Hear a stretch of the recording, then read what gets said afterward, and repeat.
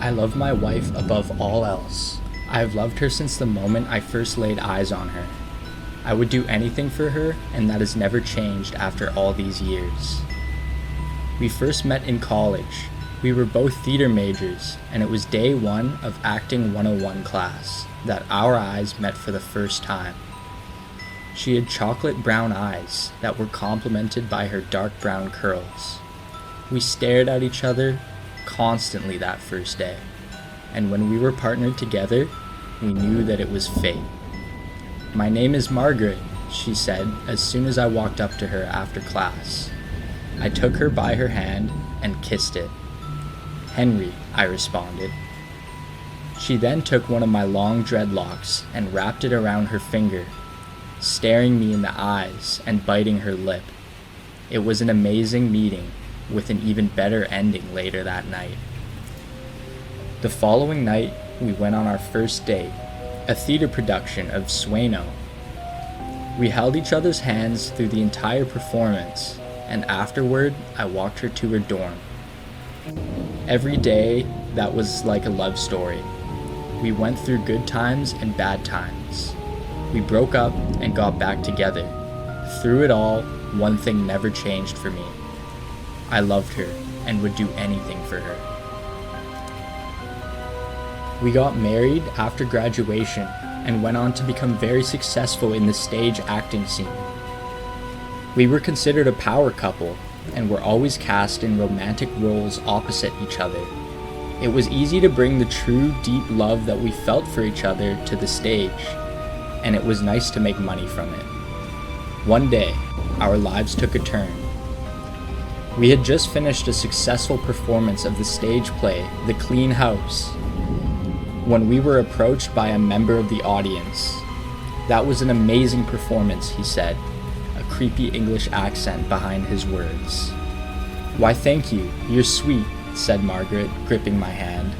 I could tell this guy had creeped her out, but being a talented actress, she was able to put on a nice front. "I've been watching you two for a very long time," he continued, his pale blue eyes staring into Margaret.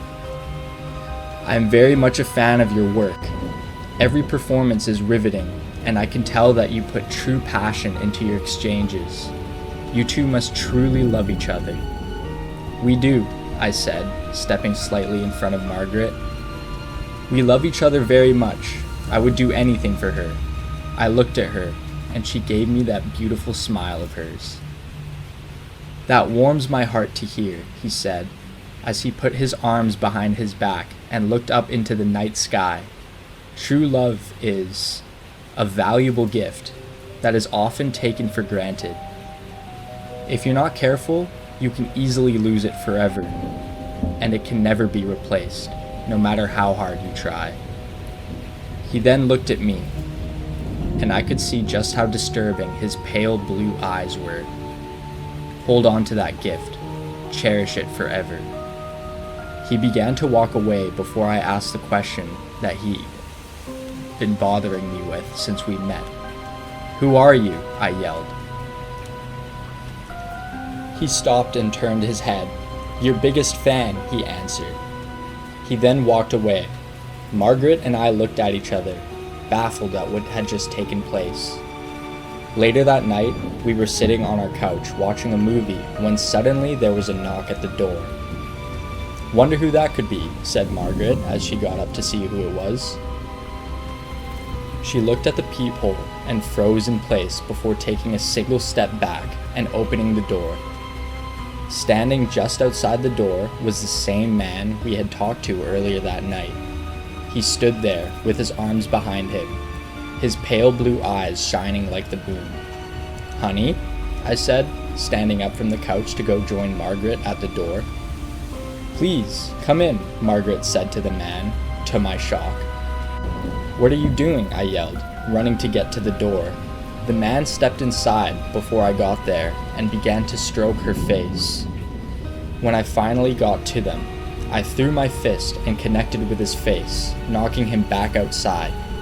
I quickly slammed the door and locked it. I turned to Margaret, who was in some sort of a trance. I tried to snap her out of it. "Margaret!" I yelled, shaking her. "Margaret, wake up!" There was nothing I could do to get her to respond. I shook her, slapped her, and even splashed water in her face. Nothing would work. Suddenly, the lights in the house went out. I looked around until I saw the silhouette of a man standing outside our living room window. I blinked, and it was gone. I began to panic and ran to the gun safe in our bedroom. Despite being theater nerds, we were very well trained in self-defense and firearms. We could each hold our own if our lives were in danger, and if there was ever a time to put that training to use, it was now. When I got back to the living room, I immediately raised my weapon. There stood the strange man, holding Margaret by the face. "Let go of her," I yelled, aiming for his head. He looked at me, and the only thing I could see in the darkness was red, glowing eyes. He then turned his head to Margaret, and I fired, hitting him directly in the head. He fell to the ground hard, and I ran over. Margaret fell over too, but I caught her before she hit the ground. She would still not respond, her eyes wide open in a trance. I looked over to the man, but he was gone. I gently laid her on the floor and stood up quickly, readying my weapon once again. Suddenly, I felt a strong, tight grip on the back of my neck, and I was thrown across the room, hitting the wall. I groaned in pain as I grabbed my gun and slowly stood to my feet, shaking as I raised my weapon again. Again, he had a hold of Margaret, but this time he pulled her head close to his. I felt my heart race and my blood boil as he put her lips to his glowing red eyes staring right at me. "No!" I screamed as I ran towards them. He then pushed her to the side and opened his arms to me, as if inviting me to fire on him again. I obliged and fired 5 rounds into him, but all he did was allow them to connect as he laughed. I ran up to him, but he grabbed me by the throat before I could do anything. He pulled me close to his face, and I could see every horrifying feature. Not only did he have demon-like eyes, but his face was covered in disgusting, pulsating veins. In his mouth were 2 sharp fangs and a long, slimy tongue, which rubbed against my face as if tasting me before taking his first bite. I lifted my gun to the arm that had a hold of me and fired twice. He growled in pain as he released me, and I connected the butt of my gun to his face repeatedly.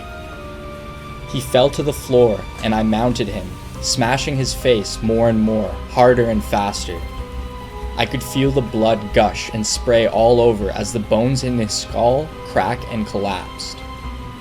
By the time I was done, there was nothing but smashed bones, brains, and blood. I panted as I stood back up and limped over to Margaret, who was now fully unconscious. I took her, and she finally opened her eyes, looking into mine with fear and confusion. "Margaret," I said, feeling relieved that she was all right. I held her close, and we laid there until I looked over to where the body of the stranger should have been. He was gone, and panic arose once again, and we both stood up quickly. I turned to face Margaret and screamed when I saw him standing behind her, still in the process of regenerating his face. Before I had a chance to react, he sunk his fangs deep into Margaret's neck. She screamed in pain as I screamed in rage. Hitting the monster in the skull once again with my gun, I felt bone crack again as he released her. Again, I mounted him and went to work, growing exhausted the longer it went. I knew this wouldn't last, as he would surely regenerate again. It soon became obvious what exactly I was dealing with. He had put Margaret into a trance by merely looking at her, even looking through a peephole. It wasn't until he invited him inside that he actually got him. He had glowing red eyes and fangs, and he bit Margaret in the neck. He's a goddamn vampire, I thought to myself. While he was down, I ran into the kitchen and grabbed an old wooden broom. I broke it in half and ran back to the body, where I rammed it as hard as I could directly into his heart. The body began to convulse and flail its arms and legs all over.